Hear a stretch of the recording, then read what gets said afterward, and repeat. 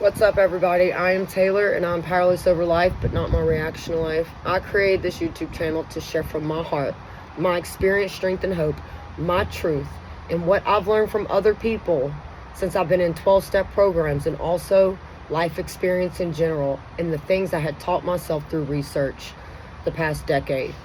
You know, I've been in 12-step programs for almost 2 years, and I have been sober since 2020. And I want to talk about the importance of when 12-step programs suggest that a person waits at least a year before being involved in a relationship. I would have to disagree with that statement. And it is because I have been in recovery for 2 years, and I have changed constantly every 6 months. Major difference just within every 6 months. Major difference.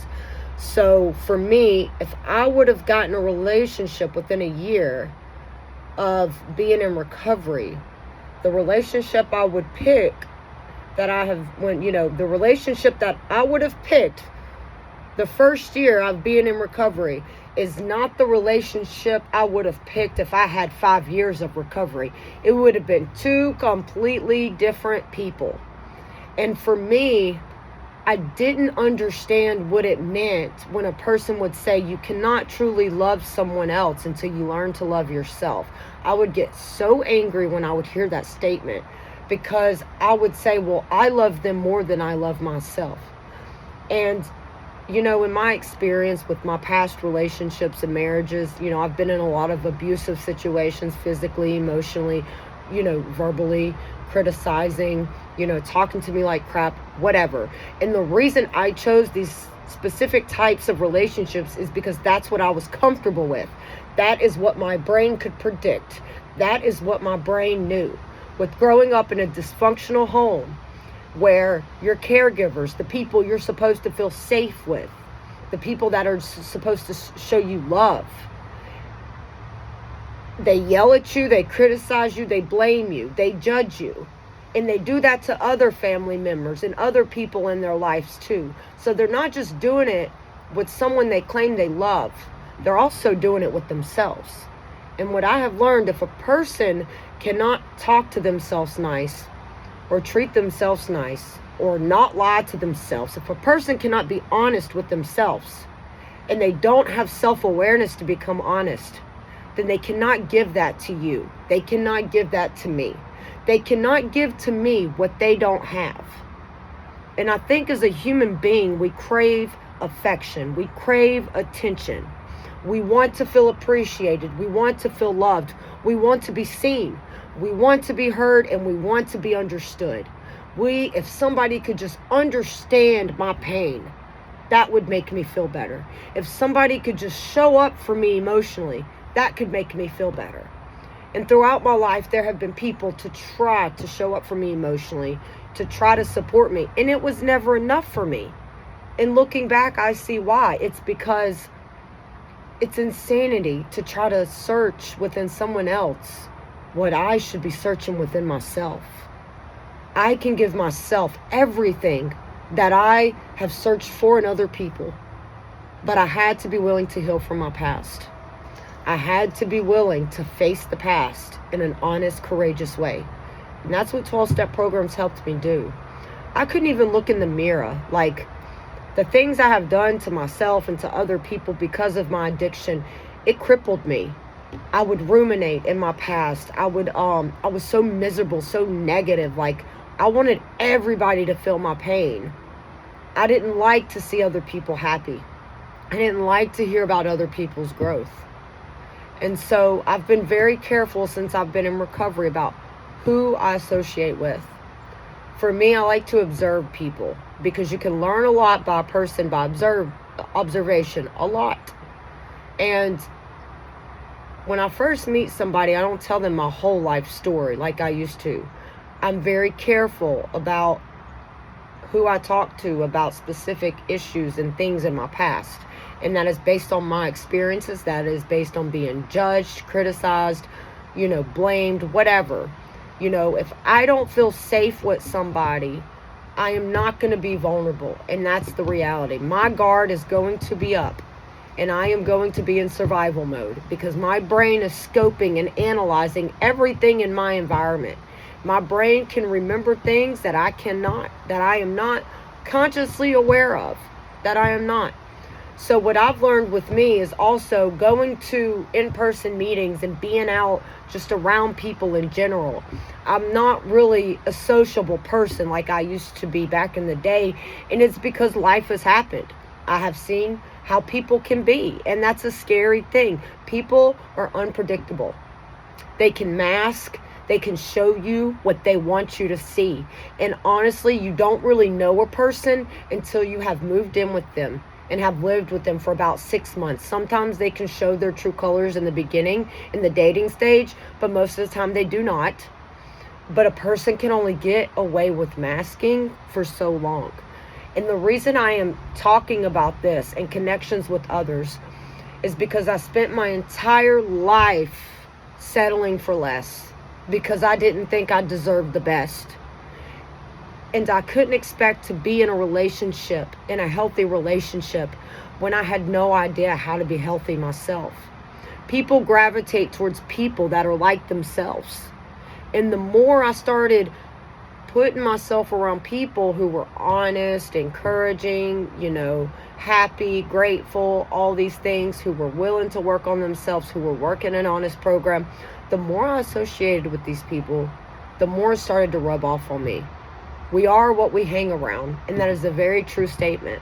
If we're hanging around people that are hurting us, criticizing us, shaming us, then we're going to be doing that to ourselves, and we're most likely going to be doing that to other people. If we're hanging out with people who are talking bad about people behind their back, we're right there with them. We're going to be doing the same thing. And I speak based on my experience of who I used to be. And that is why in other people, when I'm observing people, I look for my character defects from my old self. I look for those patterns in other people because I know exactly how I used to think and feel and act. And if I see any of my old characteristics in anybody, I'm gone. I'm done. And so I've been married for 10 years. And it's also true. If you're married and you're in recovery and one person's willing to change, one person's willing to work on themselves, and only one person is willing to heal the relationship will never heal. It takes two people to work something out. It takes two people willing to be honest, open-minded, and willing, and have the ability to take action, to have healthy communication skills without blaming or shaming or criticizing. Communication is the number one thing that causes conflict and misinterpretation.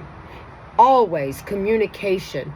And when I realized that another person is basing the situation on experiences they've had in the past, or they're basing the situation on how I used to be from my past, and they're in flight or fight mode.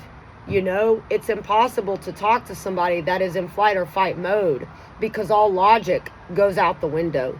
The only thing they are focused on is standing up and defending themselves and being defensive. So I have learned that it is not worth my time or energy trying to explain to somebody how their behaviors, actions, and attitudes affect me on an emotional level if they're not willing to take responsibility, if they're not willing to see reality for what it is. Why should I continue to waste my time with this person?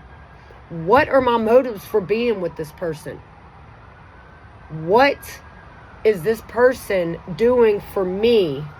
And how is this person benefiting me?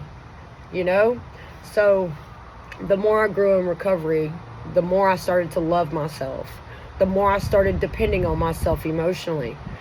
And things will happen in life, and I've had this happen to me.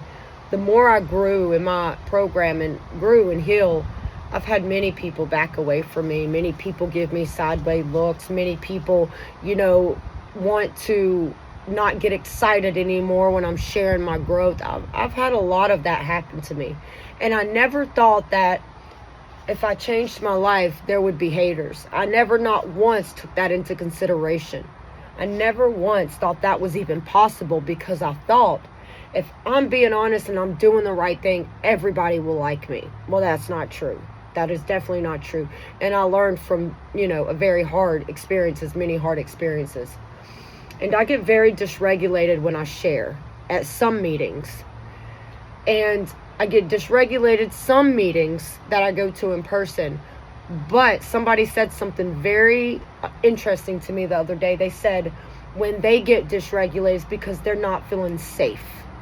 And, it took me 6 months to hear that one statement to change my perspective. Well, I'm not feeling safe in my environment. There's a reason I am nervous. There's a reason I am anxious. There's a reason why I'm about to have a panic attack and I'm having anxiety, and usually it's my environment. My brain scopes out everything in the environment. And like I said, and I'll continue to repeat it, we don't know a lot of things from our past. We're not aware, and so our brain is meant for survival. It's not meant to comfort us. It's not meant to hold us. It's not meant to love us. It's meant to keep us alive. So the more studying and research I did on the brain and its purpose, the more research I did about addiction and trauma and dysfunction on the brain, all these things, researching all these mental health issues, and just went deep off in that research, the more I started to understand myself and I started to understand my brain. So now I'm at a point in my life where I have 2 boundaries. Don't lie to me and don't disrespect me. Because if you're willing to do those things, then there's no telling what else you're willing to do. Because that just shows me where you're at in your life, how you feel about yourself, and honestly, how you truly don't care about me to even hurt me. So I've let people hurt me my entire life. And it is not worth, the pain is not worth feeling loved or appreciated for that 1 second of that good emotion. And what I would do in the past is I would outweigh the positive emotion. I would outweigh the negative emotions to the positive. Like although my relationships were not healthy, it's like I wanted to feel that good feeling. And so I would stay just for that one little good feeling every now and then. And I wouldn't take into consideration of just how seriously fucked up the relationship was. I wanted to feel that good emotion. And it's only natural to want to feel good emotions. That's what we crave, our dopamine and stuff. Who doesn't want to feel loved and wanted and appreciated? But if it's outweighing the good emotions, I have to really re-examine it. And it's a process. Change is a process, just like addiction is a progress. Addiction is progressive, and so is change. And what people don't understand is that if they can just stick in a 12-step program for 6 months and do everything they're suggesting and do things that are out of their comfort zone and do things to overcome their brain, it becomes habits. And once it becomes habits, it becomes a part of you. It becomes a part of you. So I suffered for 15 years, and all it took was less than 6 months of willing to go to any lengths in a 12-step program for my brain to change, for my perspective, my attitudes, and my outlook on life, and my outlook on myself. And I just had to be willing to do something different. And I keep saying this, and I will. Willingness is the brain's ability. Willingness is the ability to do what the brain doesn't want to do because you know it will benefit you. And that is willingness. The motivation did not come from me. There are days I am not motivated, but I do what I know I need to do because I know it's going to benefit me. I was a slave to my brain my entire life. I listened to that inner critic. I listened to the inner family members. I allowed my past to consume me and control me and eat me alive. I surrender into 12-step programs. My old self is dead.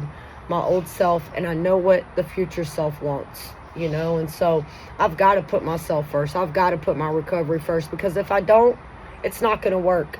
And if I'm not going to be honest, and if I'm not going to keep an open mind, and I'm definitely not willing, and if I don't take action to make these changes happen, then what's the point? Nothing's ever going to change.